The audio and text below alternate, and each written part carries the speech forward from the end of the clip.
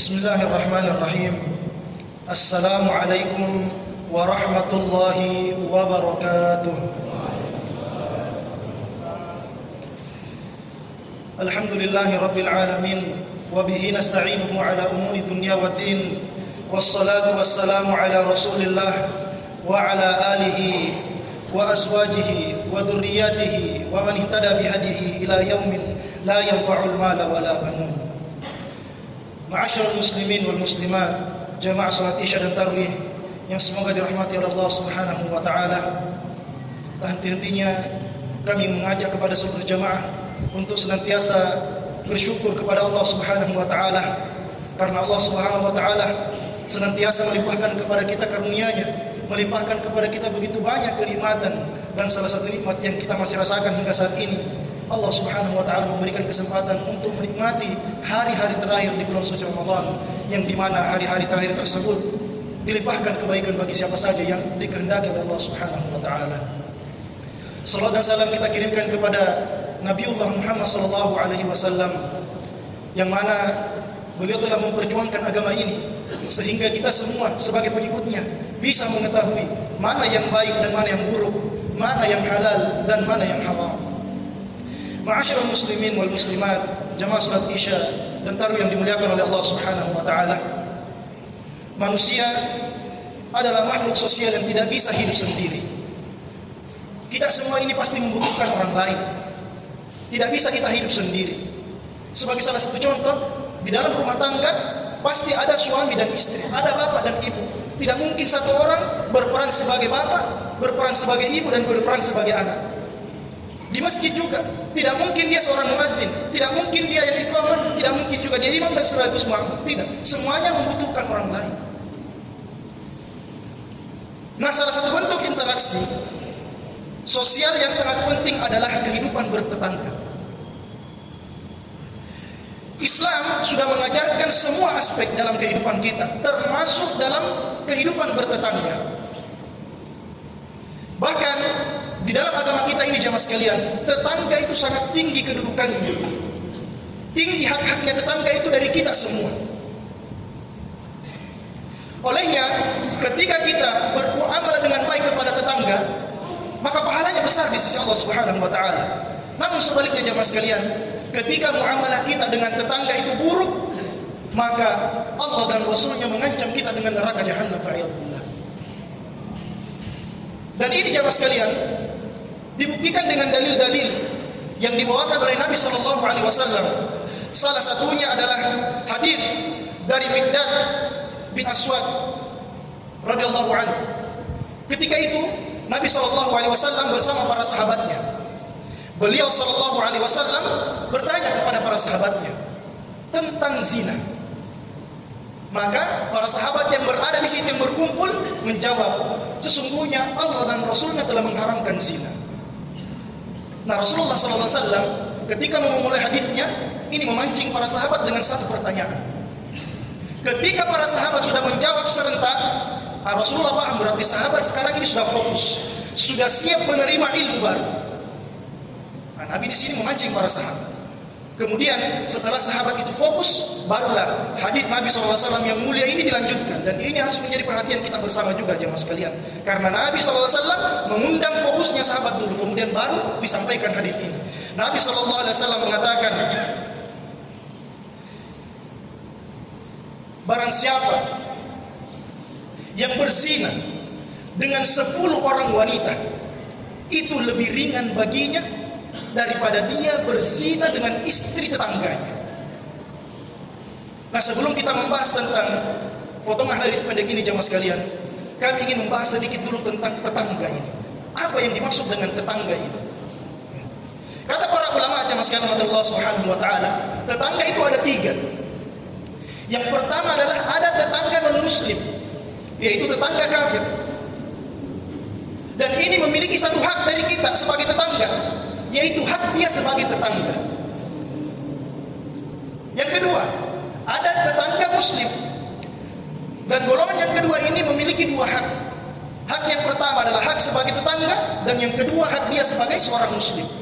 Dan yang ketiga kata para ulama, yaitu tetangga muslim dan sekaligus kerabat kita. Dia mendapatkan 3 hak, yaitu hak tetangga, hak sesama muslim, dan hak sebagai kerabat kita. Kemudian, tetangga itu yang mana? Jarak paling jauhnya tetangga itu yang mana? Kata para ulama, tidak ada dalil spesifik dari Nabi SAW yang mana itu tetangga yang paling jauh. Cuma ada pendapat sebagian ulama yang mengatakan bahwa tetangga kita itu 40 rumah dari rumah kita, dari segala arah, dari depan, belakang, samping, kanan, kiri, itu semua tetangga kita. 40 rumah. Tapi ada sebagian ulama berpendapat bahwa ini terlalu jauh. Karena ada sebagian rumah itu yang space-nya jauh. Ada satu rumah space-nya biasa tanah 5-5 meter kosong, baru ada rumah lagi. Terlalu jauh kalau 40 rumah. Atau bahkan biasa di perumahan, satu lorong itu atau satu klaster namanya ya, itu biasa diisi 10-12 rumah. Ya, tidak sampai 40 rumah. Jadi terlalu jauh kalau 40 rumah. Nah, itu yang jaraknya paling jauh. Sekarang ini yang terdekat. Yang mana itu tetangga paling dekat kita? Nah, ini pernah ditanyakan oleh Aisyah radhiyallahu anha kepada Nabi SAW. Aisyah bertanya, "Ya Rasulullah, saya ini punya satu hadiah. Mau saya hadiahkan kepada tetangga. Siapa yang saya dahulukan?" Kata Nabi SAW, yang paling dekat pintu rumahnya dengan pintu rumahmu. Itu tetangga paling dekat dan itu yang didahulukan. Dari hadis Nabi SAW ini jamaah sekalian dan pendapat ulama yang tadi, kita bisa menyimpulkan bahwa hak-hak tetangga ini berbeda. Semakin dekat tetangga itu dengan rumah kita, maka semakin besar keutamaan dan haknya kepada kita. Bahkan Nabi SAW mengatakan yang paling dekat pintu rumahnya dengan pintu rumah kita. Kenapa? Yang terdekat kata Nabi ini pintu rumah kita dengan pintu rumahnya, karena ada rumah yang berdempetan temboknya, tapi pintu rumahnya baku bombe. Satu menghadap ke timur, satu menghadap ke barat. Ini masih jauh, perlu mutar kalau mau ke rumahnya. Nah, jarak terdekat itu meskipun rumah ini ada di depan rumah kita yang memisahkan jalan, tapi pintu rumahnya dengan pintu rumah kita dekat sekali. Makanya kata Nabi SAW, itu tetangga paling dekat. Yang paling dekat pintu rumahnya dengan pintu rumah kita. Itu yang diutamakan dalam hak-hak tetangga kita. Nah, kita kembali ke hadis tadi Nabi SAW yang mengatakan bahwa berzinanya seorang laki-laki dengan 10 orang wanita itu lebih ringan dosanya daripada dia berzina dengan satu orang istri tetangganya. Nabi SAW sampai mengumpamakan seperti ini jemaah sekalian. Tetangga kita itu saking tingginya haknya jemaah sekalian, sampai Nabi SAW membandingkan satu wanita berbanding dengan 10 orang wanita. Ini jangan disalahpahami jemaah. Jangan mengatakan bahwa ternyata ringan nyipalin dosanya itu berzina dengan 10 wanita. Enggak, bukan itu titiknya yang mau kita bahas. Tapi yang kita mau bahas di sini adalah keutamaan tetangga dibandingkan Rasulullah SAW dengan 10 wanita, dibandingkan dengan satu jamaah sekalian. Keutamaannya begitu luar biasa sehingga Nabi membandingkan seperti itu. Nah, kemudian jamaah sekalian rahmati Allah Subhanahu wa taala, mungkin timbul pertanyaan kita. Dari tadi kita bahas masalah hak tetangga ini. Apa sih hak tetangga ini jamaah sekalian? Kami membuat 2 poin di sini yang semoga ini bisa diperhatikan oleh jamaah sekalian dan juga pelajaran untuk diri kami pribadi. Di antara hak-hak tetangga jamaah sekalian adalah yang pertama, tidak boleh mengganggunya. Tidak boleh diganggu tetangga. Bagaimanapun bentuknya gangguan itu. Karena ini sesuai dengan sabda Nabi SAW yang diriwayatkan dari Abu Hurairah radhiyallahu anhu. Nabi SAW bersabda, "Demi Allah tidak beriman. Demi Allah tidak beriman. Demi Allah tidak beriman." Rasulullah sampai mengulangi sumpahnya 3 kali.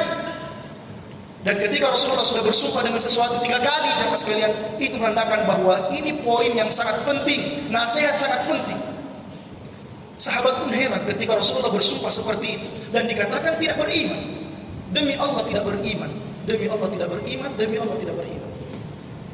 Sahabat curiga, siapa ini yang tidak beriman? Makanya ditanya, "Faqila man ya Rasulullah?" Ditanyakan siapa yang tidak beriman itu ya Rasulullah. Maka Rasulullah SAW menjawab, orang yang tetangganya tidak merasa aman dari gangguannya.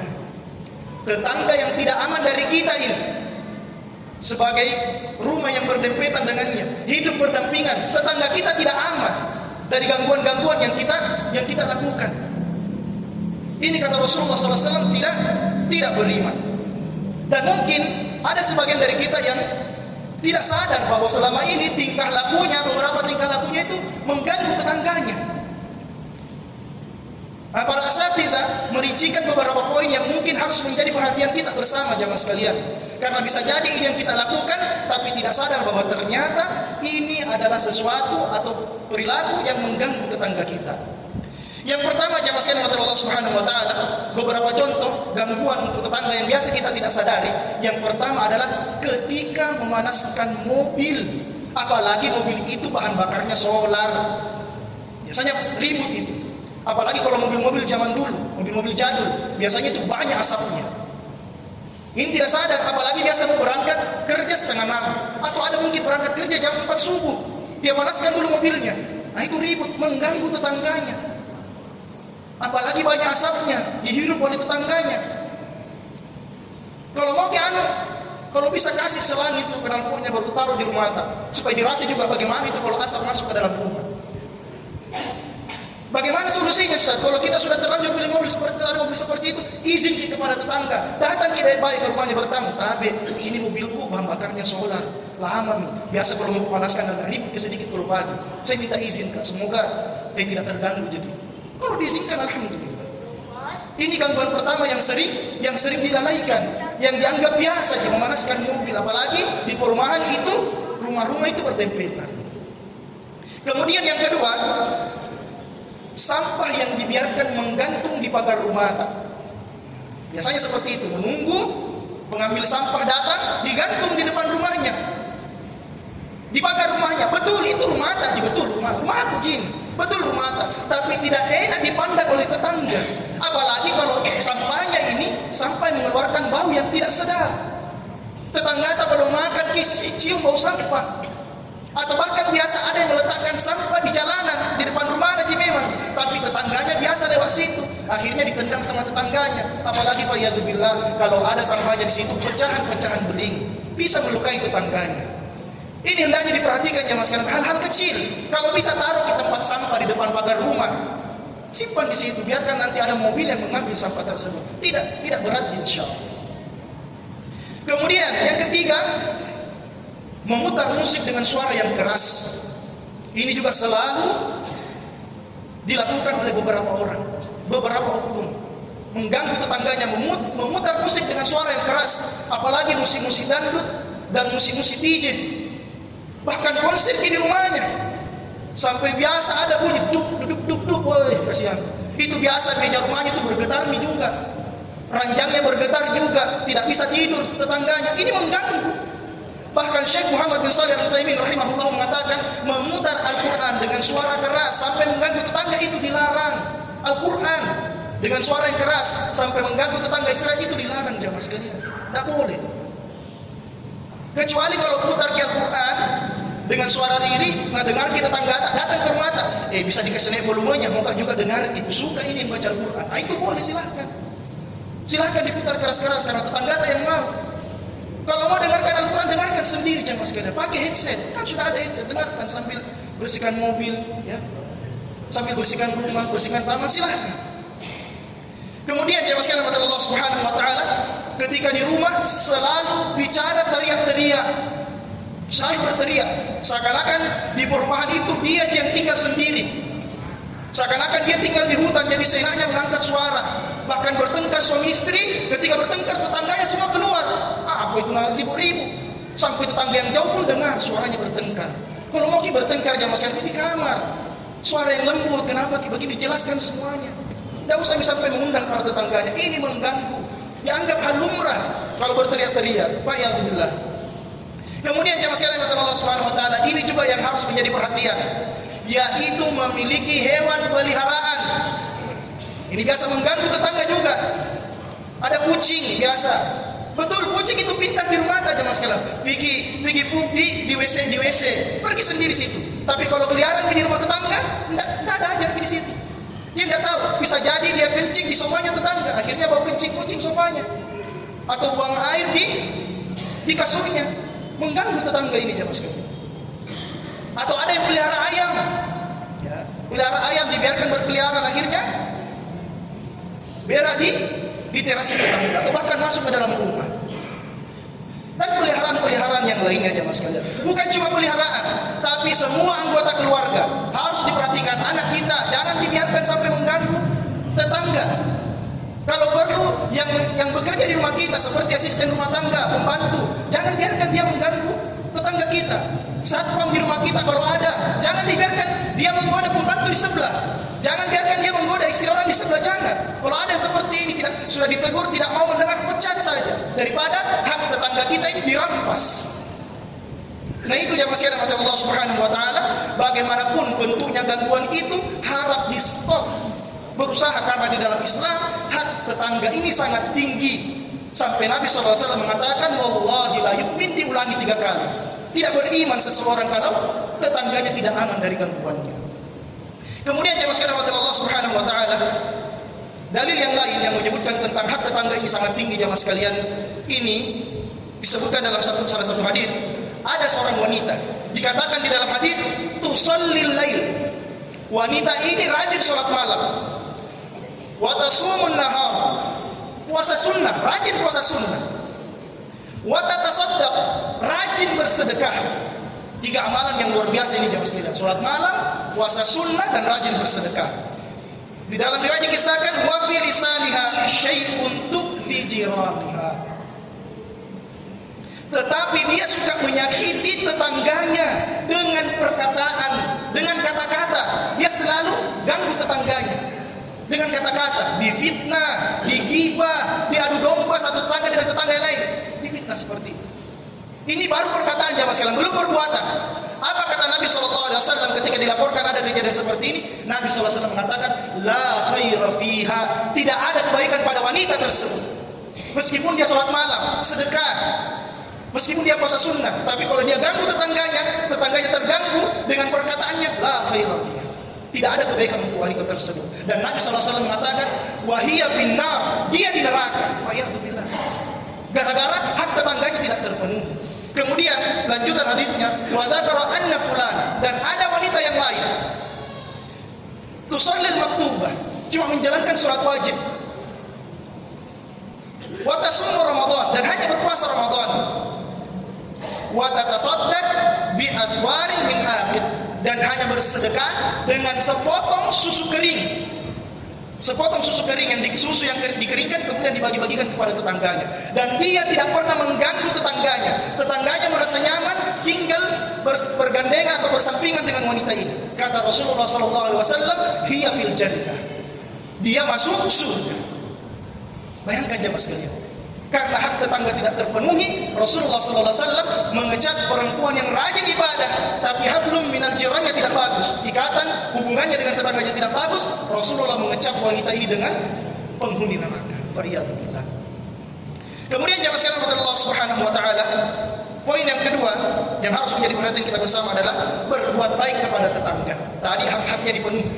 Ini berbuat baik, tadi jangan diganggu, sekarang berbuat baik kepada tetangga. Ini sesuai dengan hadis dari Abu Dzar radhiyallahu anhu, qala li Rasulullah sallallahu alaihi wasallam.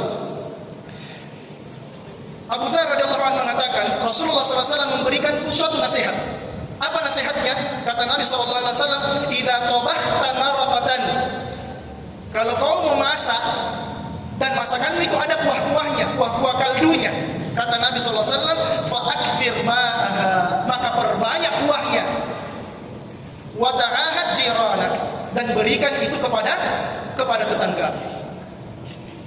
Ini nasihat Nabi SAW. Dari hadis ini jemaah sekalian, Nabi SAW bukan mengajarkan pelit, tidak mengajarkan gesek bilang tetangga dikasih dia air-airnya saja, bukan.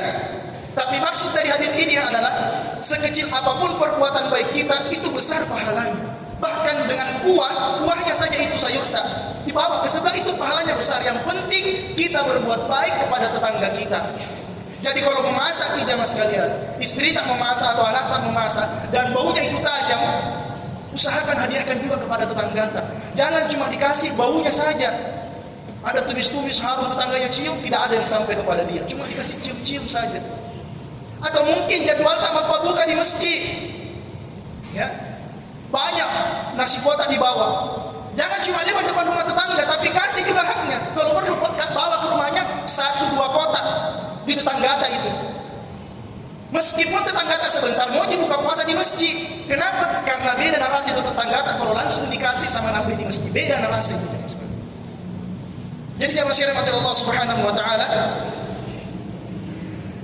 berbuat baik kepada tetangga ini merupakan poin sangat penting. Karena tetangga kita inilah yang selalu bersama kita selama kita masih di situ, masih di perumahan itu. Begitu juga kalau panggil ada acara tasyakuran, jangan cuma panggil keluarga-keluarga jauh, teman-teman jauh datang ke rumah, tapi tetangga-tetangganya tidak ada dipanggil. Ikut di acara, jangan jemaah sekalian. Itu mengundang bencana itu untuk kita sendiri. Kalau perlu panggil tetangga datang ke rumah, kenalkan sama keluarga-keluarga jauh. Ini tetangga aku yang di blok sini, ini tetangga aku di sebelah sini. Kenalkan, panggil mereka datang. Kenapa? Karena ketika keluarga jauh kita tidak ada, mereka sudah pulang. Yang membantu kita itu tetangga-tetangga kita. Kebakaran, Pak Yadzubillah, tetangga kita yang bantu. Apa nih kalau tidak pernah diundang ke acara-acara jemaah sekalian? Sementara kebakaran kita, apa Nabi bilang tetangga? Begitu memang orang kita di sini tidak pernah kita panggil, biar kita bakar itu rumah. Kalau hubungan kita bagus kepada tetangga, ada orang yang mau ganggu kita jemaah sekalian, tetangga kita pasang badan. Kenapa ini? Di sini katanya ada tempat teroris atau apalah. Tidak bahaya ini orangnya, tetangga kita yang membela. Banyak saksinya tetangga-tetangga di sini orang baik, bukan? Banyak yang membela kita ketika kita bisa bermuamalah yang baik kepada tetangga kita. Sapa-sapa tetangga kita. Suatu musibah jemaah sekalian, kalau tetangga kita sakit, kita tidak tahu. Itu musibah besar itu jemaah sekalian. Selalu kita lihat tetangga kita. Selalu berbuat baik kepada tetangga. Kata Nabi SAW, tahadu. Saling memberi hadiahlah kalian akan saling mencintai. Bawa hadiah kepada tetangga. Meskipun sesuatu yang kecil, bawakan di kue. Nanti tidak bawakan lagi kue kembali. Begitu sih kehidupan jemaah sekalian. Harus berbuat baik supaya kita ini saling menjaga satu sama lain. Karena seperti di awal tadi kita mengatakan bahwa manusia ini adalah makhluk sosial yang tidak bisa hidup sendiri. Kita membutuhkan orang lain dalam kehidupan kita. Semoga yang sedikit ini bisa memberikan manfaat untuk diri kami pribadi dan juga kepada seluruh jamaah sekalian. Hadanallahu wa iyyakum ajmain. Assalamualaikum warahmatullahi wabarakatuh.